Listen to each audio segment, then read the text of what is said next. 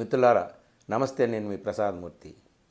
Allu Arjun alias Pushparaj, ఇటు తెలంగాణ ప్రభుత్వం, దానికి నాయకత్వం వహిస్తున్న రేవంత్ రెడ్డి, వీళ్ళిద్దరి మధ్య యుద్ధం జరుగుతుందా? యుద్ధం జరుగుతున్నట్టుగా మీడియా చేస్తున్నటువంటి ఈ విధమైనటువంటి హంగామా ఉందే, మీడియా క్రియేట్ చేస్తున్నటువంటి హైప్ ఉందే, చూస్తుంటే మనకు అలా అనిపిస్తుంది. ఎవరు కరెక్టు, ఎవరు కాదు, ఎవరు దోషి, ఎవరు నిర్దోషి, ఏది సత్యం, ఏది అసత్యం, ఓ మహాత్మా, ఓ మహర్షి అని చెప్పేసి అందరూ తలలు బాదుకునేటటువంటి పరిస్థితి వచ్చిందనమాట. ఇందులో ఒక్క విషయం అయితే ముందుగా మనం గమనించాలి. సినిమా వేరు, రియల్ లైఫ్ వేరు. సినిమాలో అయితే ఒక ఫోటోకి అవకాశం ఇవ్వలేదని ఏకంగా ముఖ్యమంత్రినే మార్పించగలిగినటువంటి శక్తి హీరోకు ఉంటుంది. కానీ రియల్ లైఫ్లో ముఖ్యమంత్రిని అంత తేలిగ్గా గడ్డిపోచలా తీసి పాడేసేటటువంటి పరిస్థితి లేదు. అది అల్లు అర్జున్కి ఇప్పుడు అర్థమై ఉంటుంది. అయితే మిత్రులారా, ఈ జరిగినటువంటి మొత్తం ఎపిసోడ్లో ట్విస్టుల మీద ట్విస్టులు, సినిమా కంటే ఎక్కువ ట్విస్టులు ఇచ్చి ఆఖరికి పోలీసులు రిలీజ్ చేసినటువంటి ఒక వీడియోతో కొంత క్లారిటీ వచ్చింది. కానీ ఇక్కడ కూడా కొన్ని ప్రశ్నలు అయితే ఉన్నాయండి. ఆ ప్రశ్నలకి అందరూ సమాధానాలు చెప్పాలంటే అటు ప్రభుత్వం కానీ, ఇటు పోలీసులు కానీ, ఇటు అల్లు అర్జున్ కానీ. మొదటిది ఏమిటయ్యా అంటే, ఆయన థియేటర్కి వెళ్తానని చెప్పి థియేటర్ యజమాని పోలీసులని పర్మిషన్ అడగడం, పోలీసులేమో మేము ఇవ్వలేదని చెప్పారు. అయినా సరే ఆయన రోడ్ షో చేసుకుంటూ వెళ్ళాడు. అశేషంగా జనం వచ్చారు, వేలాది మంది వచ్చారు. సో వినలేదు, అనివార్యంగా తోపులాట జరిగింది. అందులో ఒక అమాయకురాలు బలైపోయింది, చనిపోయింది స్పాట్. ఆమె కొడుకు కొన ఊపిరితో ఉన్నాడు, ప్రాణంతో కొట్టుమిట్టాడుతున్నాడు, మృత్యువుతో పోరాడుతున్నారు. ఇది సిచ్యువేషన్. సో ఇక్కడ ఫస్ట్ పాయింట్ దగ్గరికి వద్దాం. పోలీసులు మేము పర్మిషన్ ఇవ్వలేదు అని అంటున్నారు. పోలీసులు పర్మిషన్ ఇవ్వలేదు అన్నప్పుడు ఆయన వెళ్ళడం తప్ప లేదా అనేది నెక్స్ట్ పాయింట్. అసలు అలాంటి పర్మిషన్ లేకుండా అతను రోడ్ షోకి సిద్ధమైనప్పుడు అతనుకున్న క్రేజ్ ఏంటి, ఇమేజ్ ఏంటి, సెలబ్రిటీ స్టేటస్ ఏమిటి, అతను రిలీజ్ చేస్తున్నటువంటి ఈ సినిమాకు ఉన్నటువంటి క్రేజ్ ఏమిటి, మీడియా క్రియేట్ చేసినటువంటి హైప్ ఏమిటి, ఇదంతా తెలిసి పోలీసులు అక్కడ ముందే అతన్ని ఎందుకు వారించలేదు? మనం చరిత్ర పొడుగునా చూస్తే ఎన్నో బలమైన ప్రతిపక్ష పార్టీలు, ప్రతిపక్ష నాయకుల్ని కూడా వాళ్ళకి పర్మిషన్ లేకపోతే ముందే అరెస్ట్ చేస్తారు. మొన్న సంబాల్ వెళ్ళేటప్పుడు రాహుల్ గాంధీని వెళ్ళనివ్వలేదు కదా. అలాగ అనేక ఘటనలు ఉన్నాయి. పెద్ద వాళ్ళనే మీకు పర్మిషన్ లేదు, వెళ్ళడానికి వీల్లేదని పోలీసులు అడ్డుకొని ఆపు చేసి అవసరమైతే హౌస్ అరెస్టులు చేసినటువంటి సందర్భాలు ఉన్నాయి. పెద్ద ర్యాలీలనే ఆపారు, కిసాన్ ర్యాలీ లాంటివే ఆపారు, రోడ్డు మీద మేకులు కొట్టి మరీ ఆపారు. సో పోలీసులకి ఇదంతా తెలిసిండి కూడా ఎందుకు అంత నిర్లక్ష్యంగా ఉన్నారు, అతన్ని మొట్టమొదటే ఎందుకు ఆపలేదు అనేది మొట్టమొదట ఉదయించేటటువంటి ప్రశ్న. నిజంగా సరే ఆపలేదు, రోడ్ షో స్టార్ట్ అయిపోయింది, విపరీతంగా జనం వస్తున్నారు. కానీ ఇప్పుడు పోలీసులు చెప్తున్నటువంటిది లేదా మీడియా వాళ్ళు చెప్తున్నటువంటి దాని ప్రకారం అర్థమైంది ఏమిటంటే అల్లు అర్జున్కు ఉన్నటువంటి ప్రైవేట్ సెక్యూరిటీ పోలీసుల కంటే ఎక్కువగా ఉందని చెప్పి. ఇది ఇంకొక ప్రశ్న. అంతమంది సెక్యూరిటీని ఆయన పెట్టుకొని వచ్చి పోలీసులతో అవసరమైతే తలపడదాం, ఏమైనా సరే ఢీకొందాం, నన్ను ఎవడు ఆపుతాడనేటటువంటి ఒక ధిక్కార భావంతో ఆయన వచ్చినా సరే ఆపడానికి పోలీస్ యంత్రాంగం ఏం తక్కువ ఉందా ప్రభుత్వానికి? ముందే థియేటర్ దగ్గర బలమైనటువంటి యంత్రాంగాన్ని ఎందుకు మోహరించలేదు పోలీసులు? అక్కడ జరుగుతుంది అని చెప్పేసి ముందే భయం ఉంది కదా వీళ్ళకి, మేము ఆపలేమని చెప్పేసి భయం ఉంది కదా. అలాంటి భయం ఉన్నప్పుడు అక్కడ సెక్యూరిటీని ఎక్కువగా ఎందుకు పెట్టలేదు? అల్లు అర్జున్ని అసలు ఎందుకు రానిచ్చారు అనేటటువంటిది ప్రధానమైనటువంటి ప్రశ్న అండి. ఈ ప్రశ్నకి ఇప్పుడు కాదు, రేపైనా కోర్టులోనైనా సరే పోలీసులు సమాధానం చెప్పాలి, ప్రభుత్వం సమాధానం చెప్పాల్సి ఉంటుంది. రెండో పాయింట్, నేను ముందే చెప్పాను కదా, ఇది సినిమా కాదు.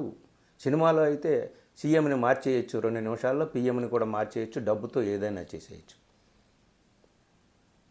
ఒకటి మాత్రం వాస్తవం, డబ్బుతో ఏమైనా చేయొచ్చు. ఈ దేశంలో అదే జరుగుతుంది.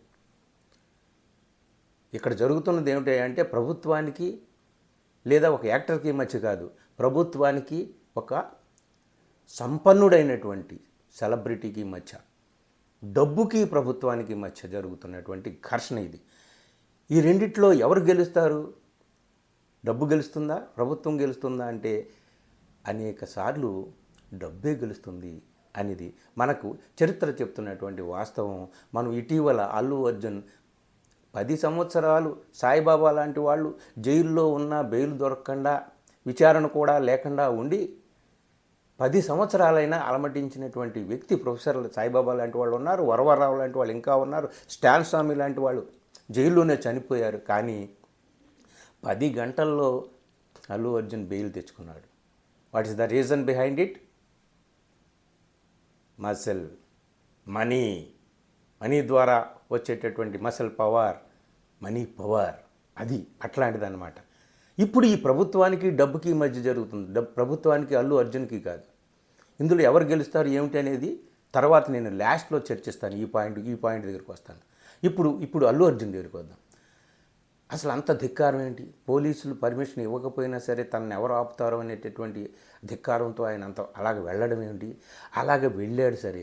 ఇప్పుడు పోలీసులు చెప్తున్నట్టుగా అక్కడ తొక్కిసలాట జరిగింది, మేము మధ్యలో వెళ్ళి థియేటర్ లోపలికి వెళ్ళి మా పోలీసు అధికారులు మీరు బయటికి వెళ్ళండి అన్న వినకుండా లోపలికి వెళ్ళి కూర్చొని సినిమా అంతా అయ్యేదాకా నేను కదలని అనడం ఏమిటి?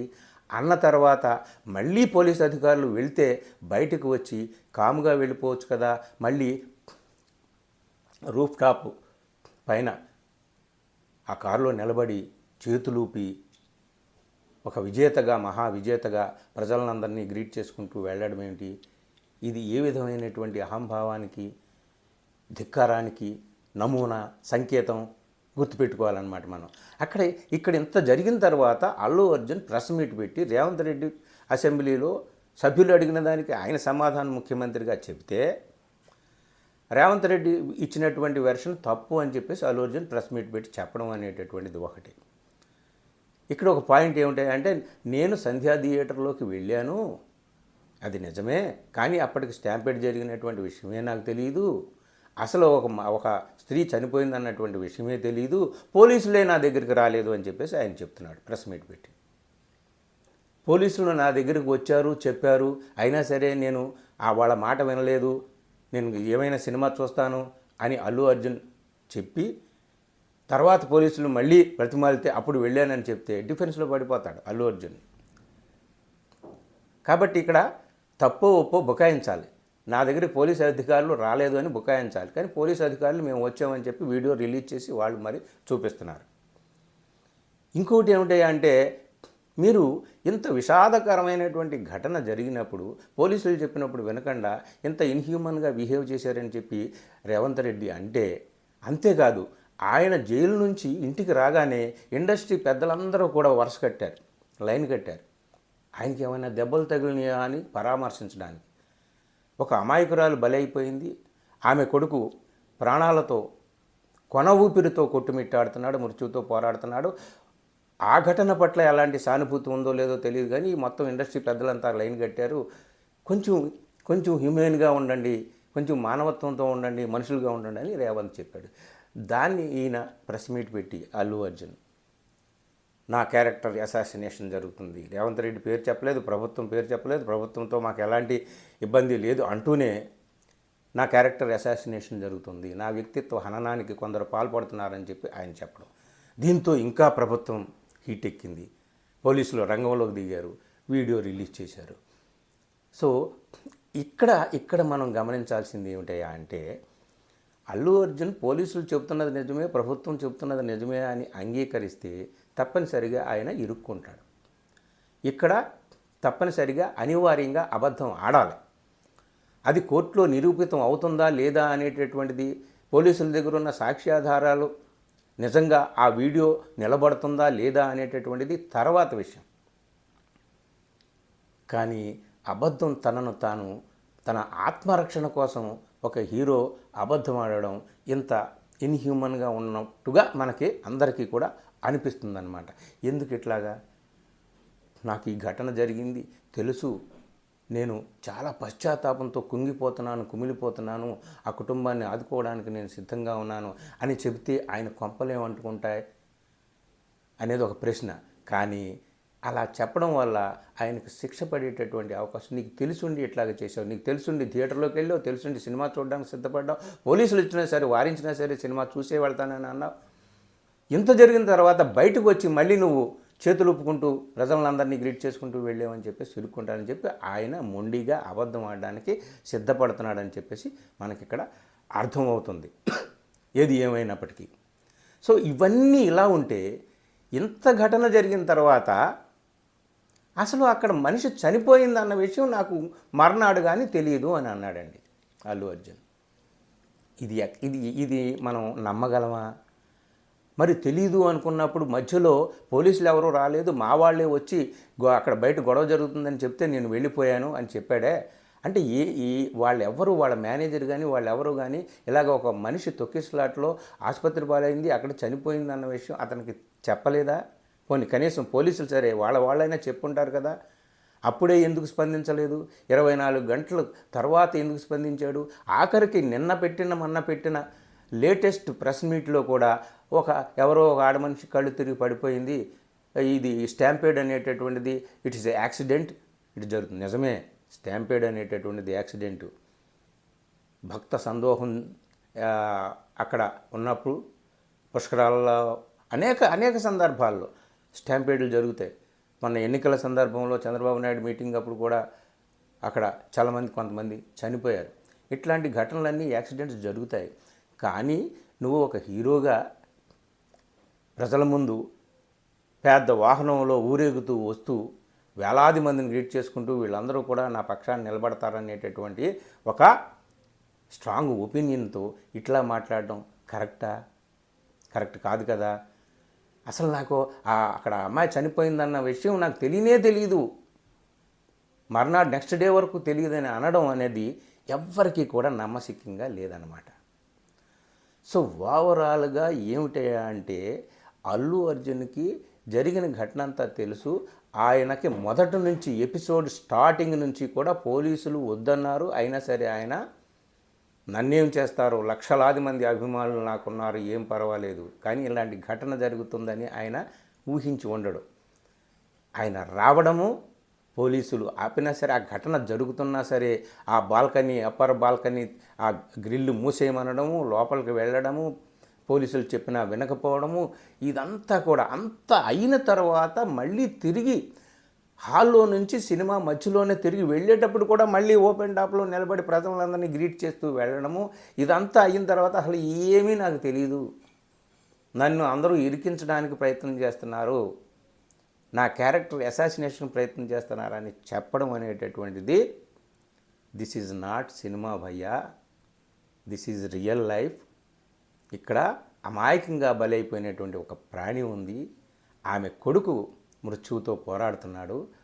దీని గురించి అందరూ ఆలోచించండి, నువ్వా నేనా అనేటటువంటిది కాదు. ఇది ప్రధానమైనటువంటి విషయం. ఇక్కడ తప్పనిసరిగా పోలీసులు తీసుకోవాల్సినటువంటి చర్యలు తీసుకోలేదు.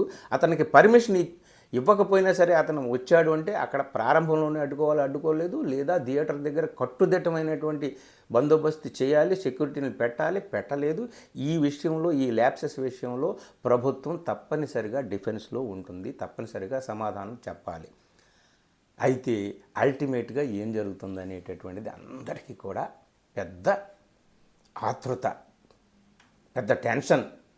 అర్జున్ అరెస్ట్ అవుతాడా, మళ్ళీ జైలుకి వెళ్తాడా, శిక్ష పడుతుందా ఏమిటి అనేది మీరు చూడండి, చరిత్ర చూడండి. డబ్బున్న వాళ్ళు ఎవరు కూడా శిక్షలు అనుభవించరండి, వాళ్ళు వచ్చేస్తారు. ఎంతోమంది అమాయకులు జైళ్లలో మగ్గుతున్నారు, విచారణ కూడా లేకుండా. కేవలం 10 గంటల్లో ఆయన బెయిల్ తెచ్చుకున్నాడే అది.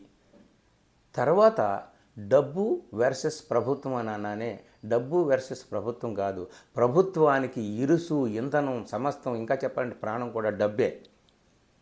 ప్రభుత్వం చేతుల్లో డబ్బు లేదా అంటే ప్రభుత్వం చేతుల్లో డబ్బు ఉంటుంది, ప్రభుత్వాలు నడిపే పార్టీల చేతుల్లో డబ్బు కావాలి, అది ప్రైవేటు వ్యక్తుల నుంచి వస్తుంది.